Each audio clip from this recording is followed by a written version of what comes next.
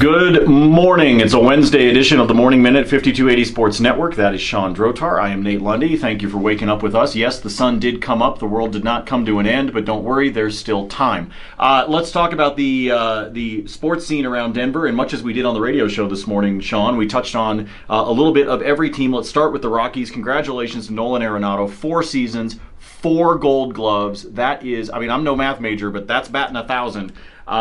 Eventually, boy, he is going to get paid. Oh, is he ever? I mean, the 4 and 4, we're talking about the last guy in the NL to do that at third base is Scott Rowland, who's really an all-time great fielder at that position. So add that to the bat. You're talking about the best all-around third baseman in all of baseball. With all apologies to Chris Bryant, he can enjoy his ring. He's not as good defensively as Nolan Arenado, and Arenado is this far behind him in batting. So eventually, yeah, he's going to get paid. The Rockies now have a new manager in Bud Black. The question is, can they now make this team a winner before Nolan Arenado in the next 3 years becomes a free agent and gets, $30 million a year? Be a winner, get some more money coming into the coffers so that the Monforts are willing to open up the checkbook when it comes to Nolan Arenado rather than seeing him run off to Boston or New York or Chicago or anywhere else that might have a fatter paycheck than what Denver and the Colorado Rockies might be able to pay him. So yes, that is something that needs to get done. Now, 2 other things that need to get done. I know it's early in the season. However, the Nuggets need to find a way with a young roster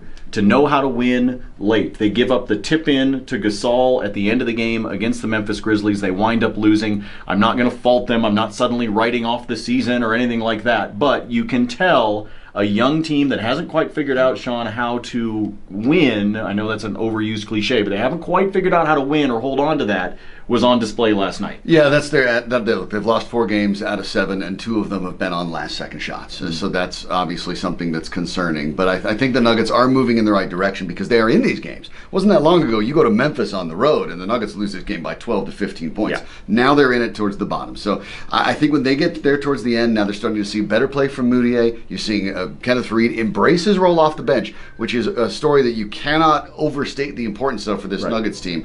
I think there's a lot of things to be excited about, but you're right. These are the growing pains with a lot of young guys, a lot of new faces on the team, a lot of people finally being healthy, learning out how to mesh in those last 2 minutes of really critical NBA games. And last one, the Avalanche, who get doubled up by Arizona. Not a good team to lose to on the road. This is frustrating because we are seeing much of the same things we've seen out of the Avalanche over the last couple of seasons. Now, just a handful of games into the year, I am not writing off anything that they are doing, nor am I frustrated with the hiring of Jared Bednar or anything like that. However, his teachings, his ability to help them learn more about how to perform out on the ice it obviously needs to come through quickly, or they're going to dig themselves a points hole in the Western Conference they can't climb out of, which is what has happened to them the last 2 years. Yeah, the Avalanche, basically, when they fall out from Patrick Waugh quitting, essentially was a statement that the defense wasn't been enhanced enough, that they maybe wanted to move on from one of their star wings. The Avs didn't do that. They doubled down on their offense. Well, they're 29th in the league in goal scoring. Really, there's no other stat that's more important than that. If you're a team that's built to win shootouts, you actually have to score more than 2 goals a game. Yeah, you absolutely have to be able to do that. We know that the Broncos continue preparations, get back to work today.